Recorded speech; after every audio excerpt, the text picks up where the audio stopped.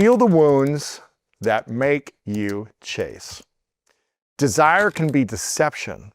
Sometimes you're not chasing a person, you're chasing what your wounds are attracted to. Oh man, can I speak into this? I chased what my wounds were attracted to for many years of my life. And I stayed in relationships where I felt wounded still, trying to heal this chasing feeling within a relationship. And I repeated the pattern over and over again. It never worked. It only created more harm for both parties and ended up in sadness. I realized that my chasing behavior came from these childhood wounds of rejection, abandonment, shame, not enoughness. And I was trying to earn love instead of simply being open to love and loving myself and healing myself for what I'd been through, where I'm at now, and where I'm heading. And Martha, again, my wife, says people are looking for love as a wounded child instead of being open to love as an adult. Something beautiful Martha taught me is that many of us are drawn to partners who trigger old pain because it feels familiar. I don't know if you can relate to that. Have you been in a relationship before where you've been so drawn to this guy or this girl where they're like, man, there's just something that draws me to them. But it's like, there's a wound that you have that your nervous system is like, bing, and it pokes at the wound and says, that's familiar. I know that from my dad who treated me this way, who never showed up for me. I know this from my mom who always needed me to help her out and seek approval from me. I know this from my whatever, past relationship, where it's a familiar thing, but it doesn't mean it's a safe thing. It doesn't mean it's a healthy thing. But some reason we're attracted to the familiar because it's what we know. So when we know something, we understand it.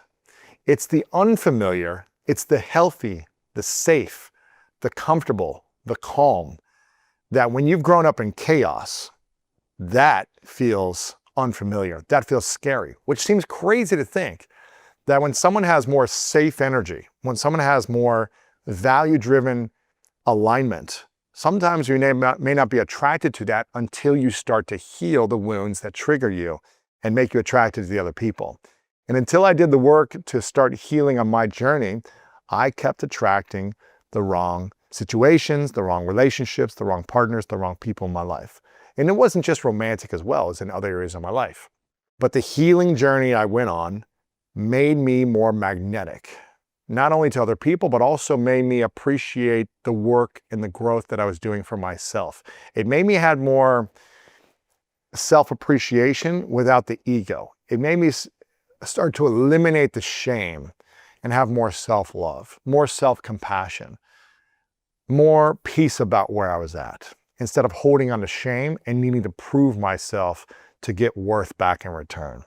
So an action step for you is I'd like you to reflect or journal on this, about when you feel unworthy or afraid of rejection in love. When is it that you feel unworthy or afraid of rejection in love? And I want you to notice if you're drawn to partners who trigger old pain, or if you're actually drawn to healthy, conscious, aligned, safe nervous systems in another person that you're drawn to. Which ones are you drawn to? Feel free to share in the comments below as well. Are you drawn to more partners in the past, or are you in a relationship now where you were drawn to someone from a trigger out of a wound or out of a pain? Or are you drawn to healthy partners that make you a better person, that support your dreams and your goals, that aren't trying to pull you down? And which one are you drawn to? Which one have you been in relationships more in your past, and where are you currently at right now? I want you to practice affirming that you are worthy of love without having to chase. And you can simply just use this mantra: I am worthy of love without needing to chase anyone. I am worthy of love without needing to chase anyone. I am worthy of love without needing to chase anyone. When you say that over and over to yourself, and say it out loud right now, you're going to start to feel your heart relax, your nervous system settle in to your body, and you're going to allow yourself to feel more at peace just by saying this affirmation: I am worthy of love without having to chase anyone. Allow the sound of your voice with those soothing words to wash over any insecurity that you have, to wash over any trauma that you've carried, to wash over any trigger or pain within your body or in your psyche that has held you back from believing that you are worthy of love and deserving of love. But if you feel like you have to chase others to feel some type of love, then you'll always have to change yourself as well to get their approval. And you don't need to change who you are. You just need to continue to be on a healing journey and become a greater version of who you already are so that you can receive love from yourself and others and feel good about it in the process.